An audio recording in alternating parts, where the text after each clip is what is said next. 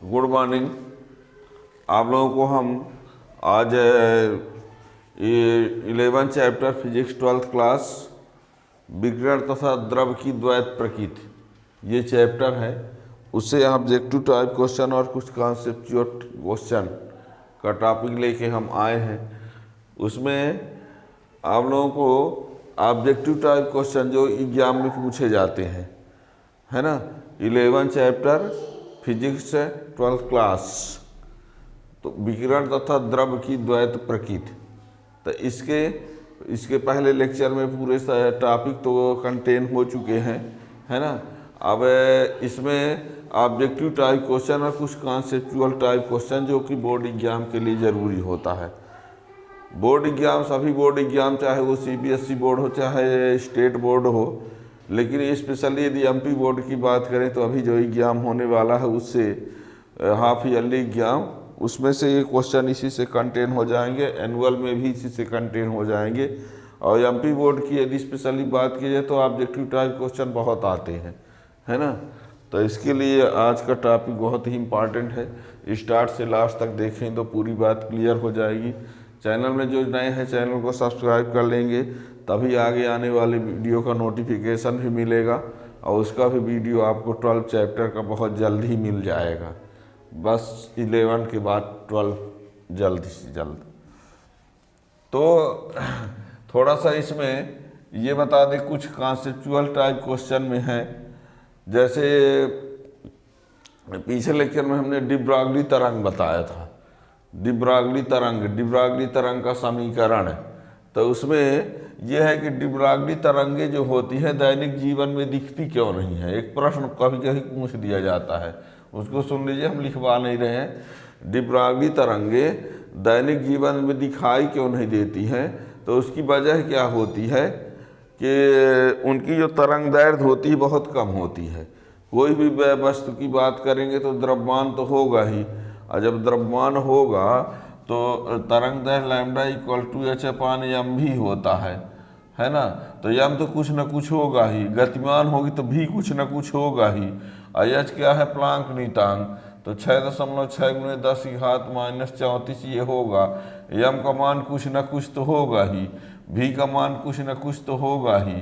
तो जो लैम्डा का मान आता है बहुत ही कम आता है, बहुत ही कम, ठीक है। यम का मान कुछ रख देंगे, भी का मान कुछ रख देंगे, तो लैम्डा का मान जो आएगा बहुत ही कम आएगा।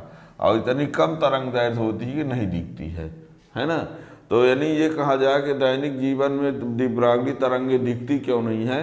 तो दैनिक जीवन में कोई भी वस्तु का द्रव्यमान तो होगा ही, और वेग भी कुछ न कुछ होगा। उन मानों को रखेंगे इस समीकरण में तो तरंग दैर्घ्य का मान बहुत ही कम आएगा, तरंग दैर्घ्य का मान बहुत कम होगा, और बहुत कम तरंग दैर्घ्य वाली विकिरणें नहीं दिखती हैं। आप लोगों को पता है बैगनी से लाल तक दिखता है, बैगनी से लाल तक, है ना। जिसकी तरंग दैर्घ्य बैगनी की तरंग दैर्घ्य स्पेक्ट्रम में, दृश्य स्पेक्ट्रम में सबसे कम है, लाल की सबसे अधिक दृश्य वाले में। लेकिन इससे भी जब कम तरंग दैर्घ्य हो जाती है तो नहीं दिखती है। तो जो इसकी तरंग दैर्घ्य है वो बैगनी से बहुत ही कम होती है, ठीक है ना। तो यानी एक प्रश्न ये बनता है कभी कभी कि डी ब्रॉगली तरंगे दैनिक जीवन में दिखाई नहीं देती हैं क्यों। तो बता देना कि दैनिक जीवन में किसी वस्तु का द्रव्यमान जो होता है और वो द्रव्यमान होता है और वेग भी कुछ न कुछ होगा, तभी डी ब्रॉगली तरंगे बनेगी। तो इस फार्मूला के आधार पर उसका तरंग दैर्घ्य बहुत कम होता है, इसलिए नहीं दिखती है ना। ये इसमें थोड़ा सा हम ये बता दें, संतृप्त धारा, थोड़ा सा एक प्रश्न है, संतृप्त धारा क्या होता है। एक ये हमको बताना है संतृप्त धारा, और एक बताना है निरोधी विभव। निरोधी विभव इसी को बोलते हैं कट ऑफ पोटेंशियल इंग्लिश में।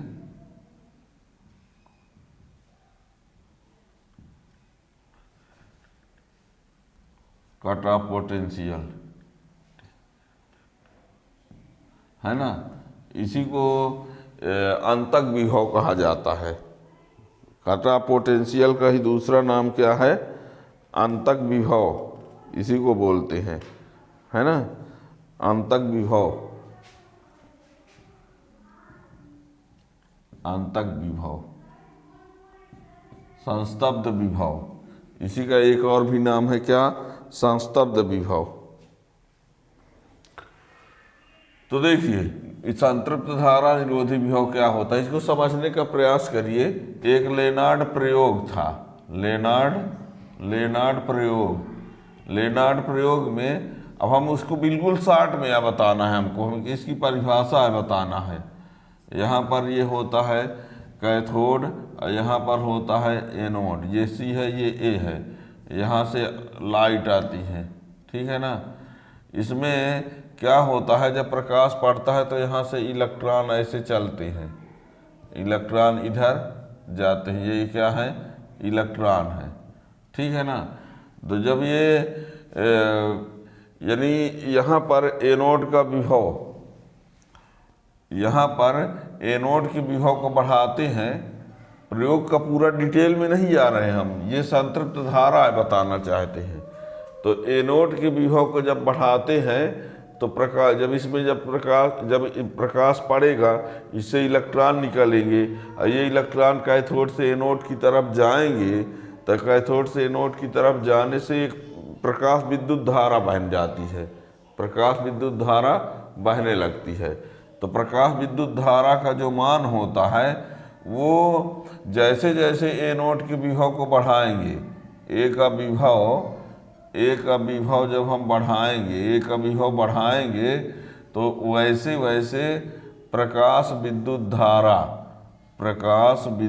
धारा, बात को समझ लीजिए, जैसे जैसे ए का विभव बढ़ाते जाएंगे, प्रकाश विद्युत धारा का मान भी क्या होता है? बढ़ता जाता है, ठीक है ना। लेनार्ड के प्रयोग में जैसे जैसे एनोड के विभव को बढ़ाते हैं तो प्रकाश विद्युत धारा का मान बढ़ता है, जैसे जैसे एनोड के विभव को बढ़ाते जाएंगे तो प्रकाश विद्युत धारा का मान बढ़ेगा।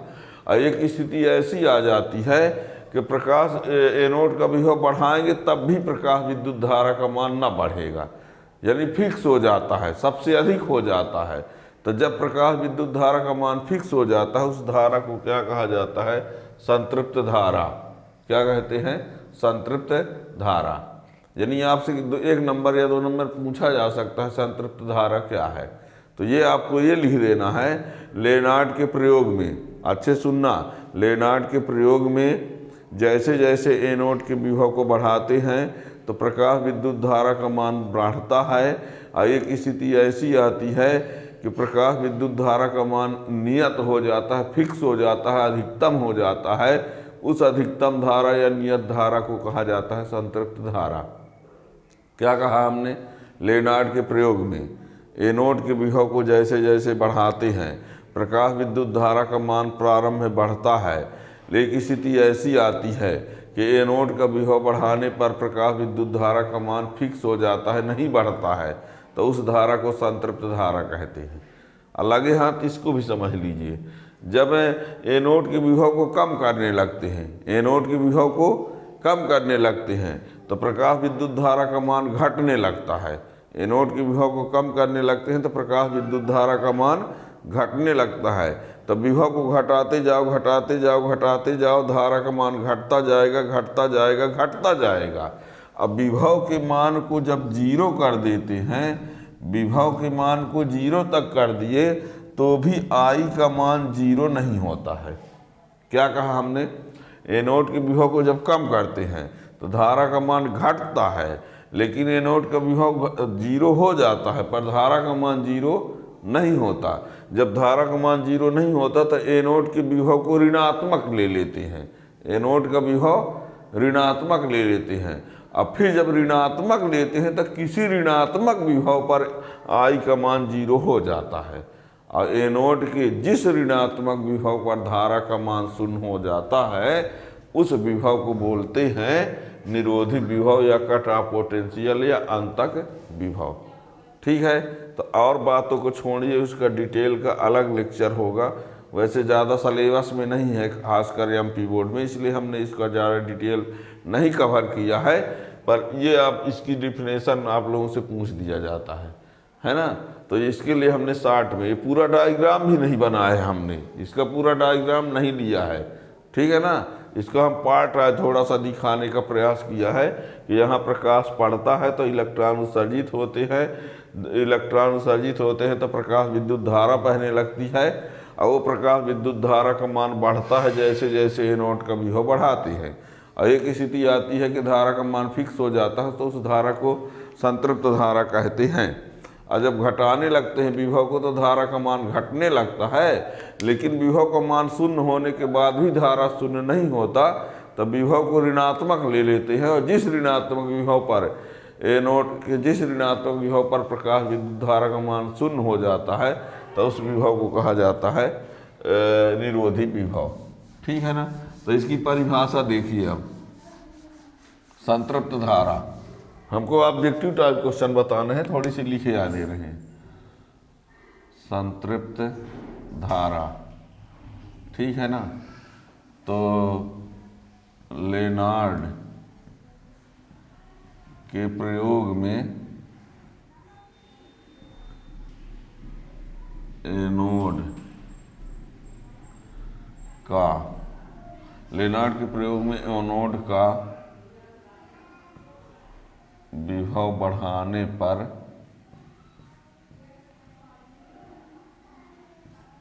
प्रकाश विद्युत धारा का मान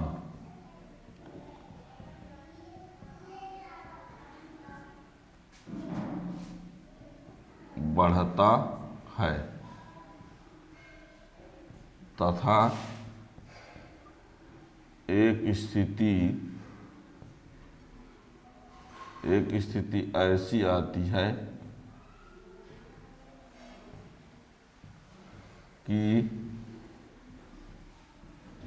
कि एनोड का विभव बढ़ाने पर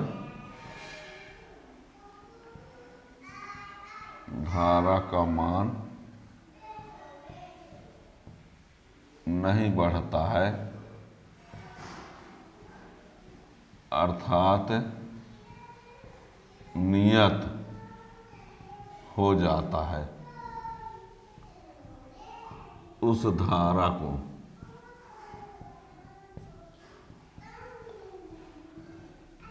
संतृप्त धारा कहते हैं, ठीक है। लेनार्ड के प्रयोग में एनोड का विभव बढ़ाने पर प्रकाश विद्युत धारा का मान बढ़ता है तथा एक स्थिति ऐसी आती है कि एनोड का विभव बढ़ाने पर धारा का मान नहीं बढ़ता, अर्थात नियत हो जाता है। उस धारा को संतृप्त धारा कहते हैं। अब निरोधी विभव,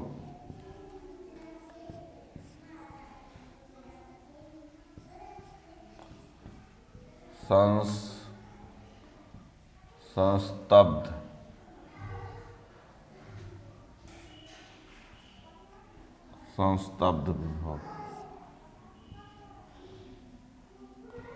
इसी को अंतक विभव, ठीक है। तो इसमें लेनार्ड के प्रयोग में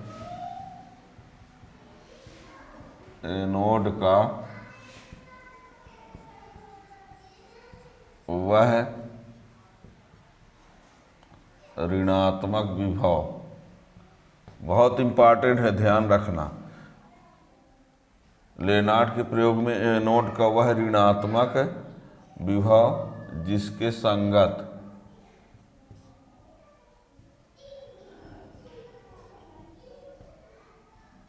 प्रकाश विद्युत धारा का मान घटकर शून्य हो जाता है,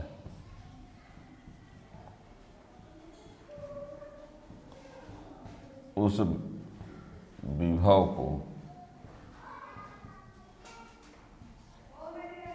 निरोधी विभव कहते हैं। ठीक है ना। ये तो ये थोड़ा सा दो ठो जानते हुए आप डिफिनेशन जानते रहिएगा, परीक्षा के लिए बहुत ज़रूरी है। लेनार्ड के प्रयोग में एनोड कब है? ऋणात्मक विभव जिसके संगत प्रकाश विद्युत धारा का मान घटकर शून्य हो जाता है, उस विभव को निरोधी विभव कहते हैं। V0 से दर्शाते हैं इसको, V0 लिखा रहता है। ठीक है ना। अब इसमें कुछ ऑब्जेक्टिव टाइप क्वेश्चन की बात हम कर रहे थे, तो इसमें देखिएगा।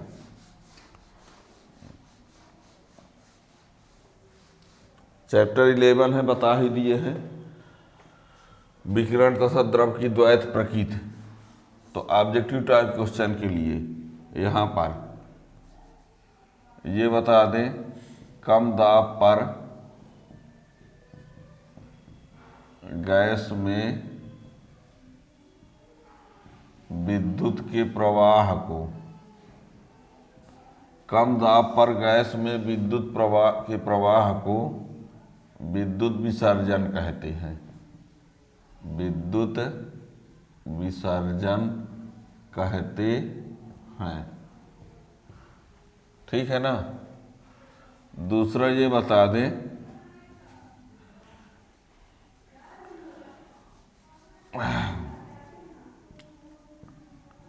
कैथोड किरणें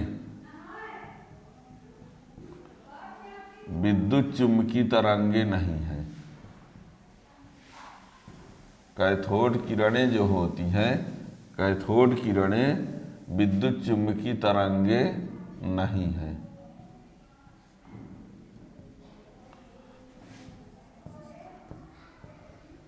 कैथोड किरणें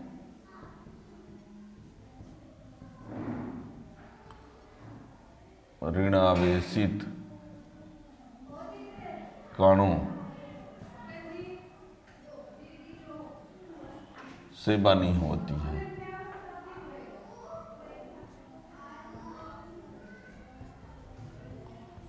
ठीक है ना। कैथोड किरणें ऋण आवेशित कणों से बनी होती हैं,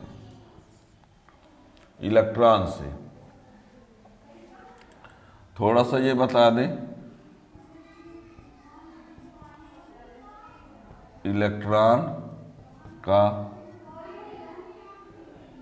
इलेक्ट्रॉन का जो संकेत होता है वो ये इलेक्ट्रॉन का संकेत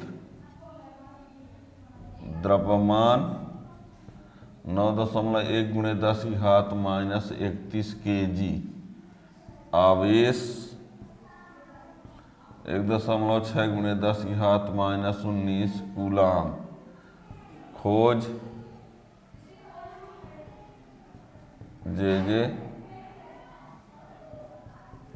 जे थॉमसन।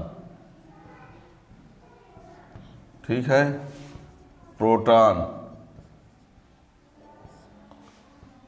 प्रोटॉन का संकेत द्रव्यमान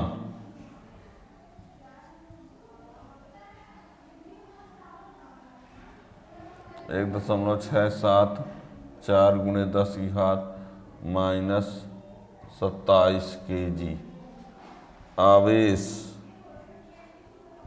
1.6 × 10⁻19 कूलाम। इसमें माइनस रहता है। और खोज किसने किया है इसका? रदरफोर्ड।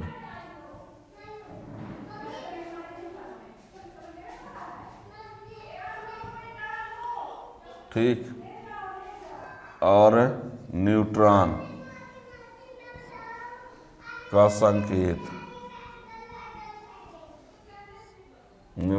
संकेत, तो N01 द्रव्यमान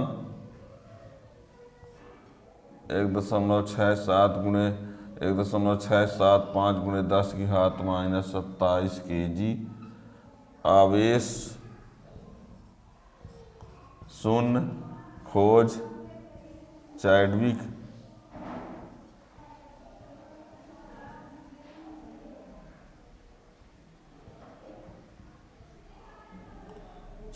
ने। ठीक है ना। ये इनको भी याद रखिए, ऑब्जेक्टिव टाइप क्वेश्चन में पूछ दिया जाता है। द्रव्यमान है ना, विराम द्रव्यमान जो भी कहे, इलेक्ट्रॉन का संकेत ये, प्रोटॉन का संकेत ये, न्यूट्रॉन का संकेत ये, इसका द्रव्यमान। अब इनमें से कहिए कह दिए कि इसका द्रव्यमान सबसे ज़्यादा होता है, तो इसका सबसे ज़्यादा होता, फिर उससे कम ये होता है, फिर सबसे कम ये। 2 अंक तक लेंगे तो बराबर है लिखा रहता है ना। अब इलेक्ट्रॉन का विशिष्ट आवेश एक होता है इलेक्ट्रॉन का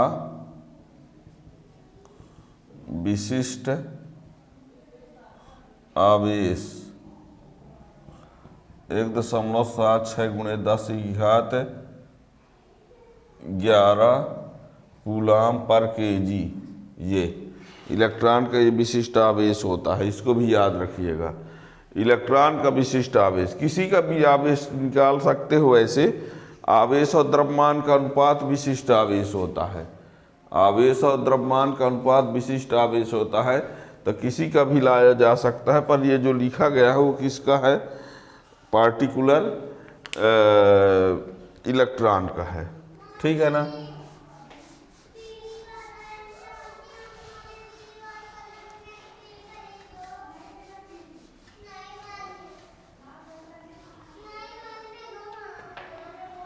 आठ नंबर में देखिए, अब प्रकाश विद्युत प्रभाव क्या है, ये सब कुछ आप पीछे लेक्चर में देख सकते हो, उसका सब कुछ दिया गया है ना। थोड़ा सा ये बता दें कार्यफलन के बारे में, ये बता दें सबसे कम कार्यफलन। आप कहोगे कार्यफलन है क्या है, पीछे वीडियो में बना हुए लेक्चर फर्स्ट में। सबसे कम कार्यफलन सीजियम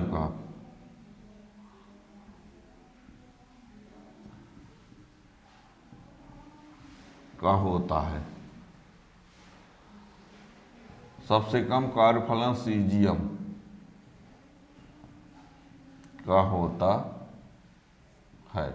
होता कितना है ये भी जान लो, phi not equal to 2.14 electron volt. और सबसे अधिक कार्यफलन प्लेटिनम का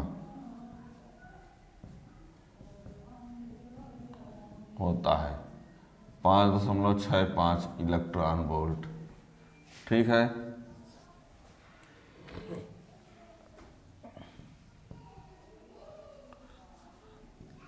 तापायनिक उत्सर्जन के लिए सबसे उपयुक्त धातु टंगस्टन है। ये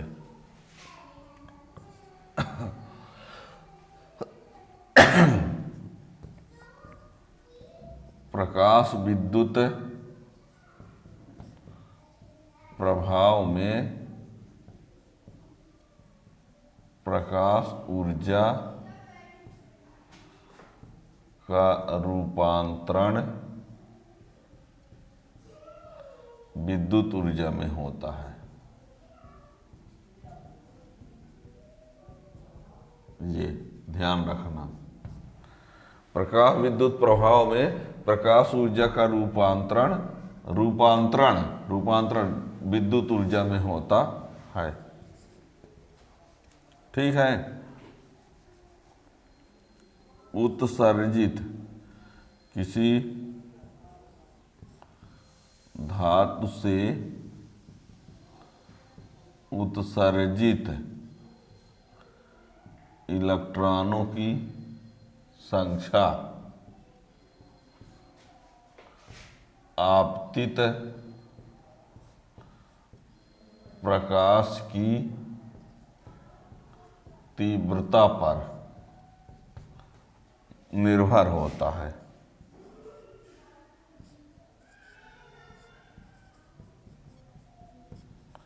यानी जैसे ये कोई धातु है ना, इसमें जब ऊर्जा दी जाती है कार्य फलन के बराबर या उससे ज़्यादा, तो इससे इलेक्ट्रॉन जो है निकलने लगते हैं।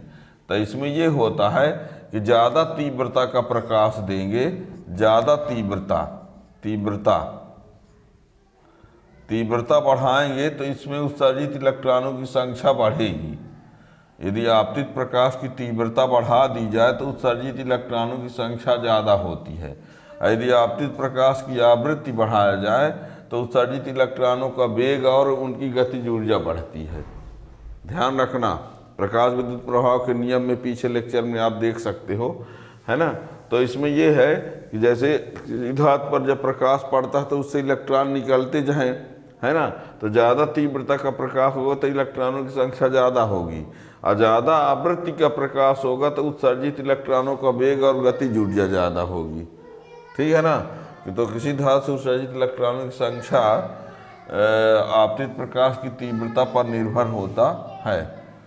ठीक है ना। और उत्सर्जित इलेक्ट्रॉनों का वेग एवं गतिज ऊर्जा आपतित प्रकाश की आवृत्ति पर निर्भर होती है। ठीक है ना। फोटॉन का विराम द्रव्यमान शून्य होता है।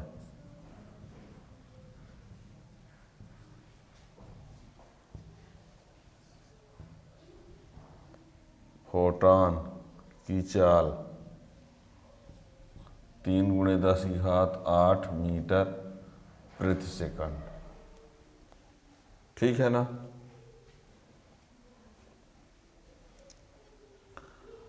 और फोटॉन का विराम द्रव्यमान शून्य होता है। फोटॉन की चाल प्रकाश की चाल के बराबर होती है। फोटॉन की ऊर्जा की बात करें, फोटॉन की ऊर्जा E बराबर h/nu या बराबर hc/λ। ठीक है ना। ये हो गया।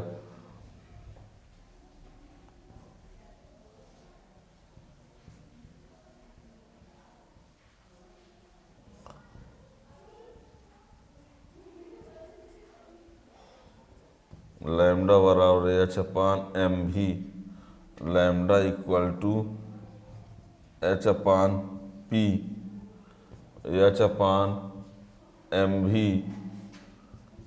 h/2mk h/2m³ है ना। ये डिब्रागली तरंग दैर्ध्य है। लैम्डा बराबर h/p भी होता है, h/mv भी होता है, h/2mk होता है, के गतिज ऊर्जा है, और h/2m³ भी होता है, q आवेश है। इसके बारे में हमने पूरा डिटेल में पीछे लेक्चर में सब बताया हुआ है ना। डिटेल के लिए आप पीछे का भी क्रम से देखेंगे तो क्लियर हो जाएगा सब कुछ। ठीक है ना। और ये 1918 नंबर,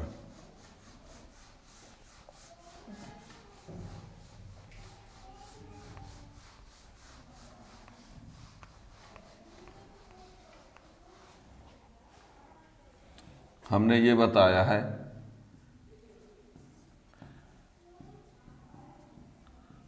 इलेक्ट्रॉन के लिए डी ब्रॉगली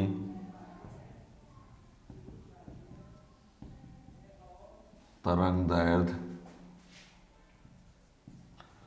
लैम्डा बराबर 150/v एंगस्ट्रॉम, या कि फिर 12.27/v √ एंगस्ट्रॉम। ठीक,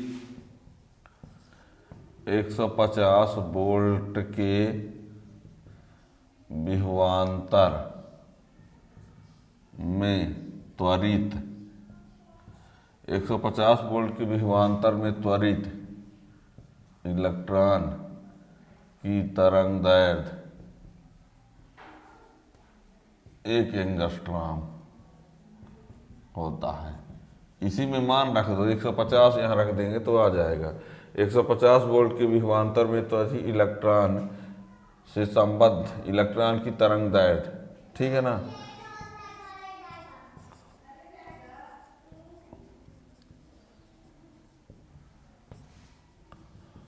इलेक्ट्रॉन में तरंग व्यवहार की पुष्टि, इलेक्ट्रॉन में तरंग व्यवहार की पुष्टि डेविसन जर्मर प्रयोग द्वारा, इलेक्ट्रॉन में तरंग व्यवहार की पुष्टि डेविसन जर्मर प्रयोग द्वारा हुई है, ठीक है ना। ये 21 नंबर।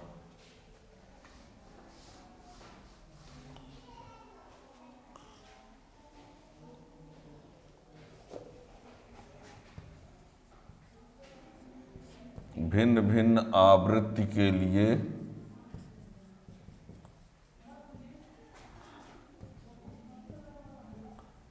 निरोधी विभव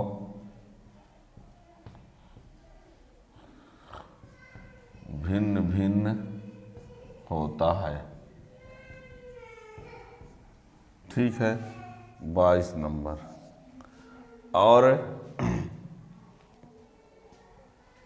ये बताया जा चुका है कि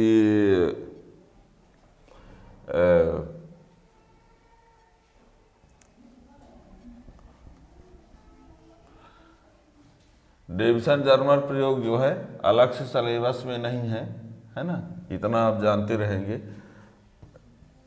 डी ब्रॉगली तरंगे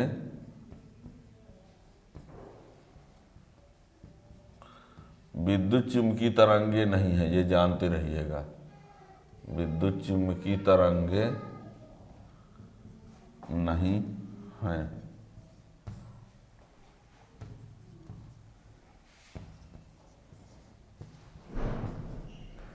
डी ब्रॉगली तरंगे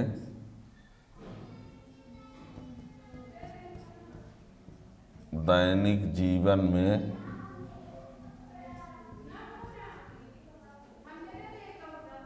दृष्टिगोचर नहीं है, मतलब दिखती नहीं है, ठीक है ना।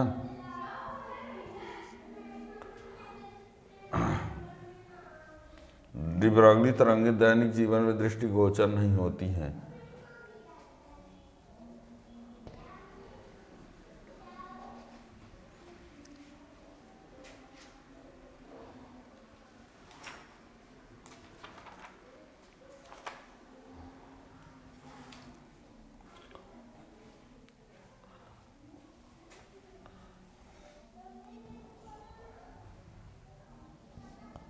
प्रकाश विद्युत प्रभाव को प्रकाश विद्युत उत्सर्जन भी कहते हैं।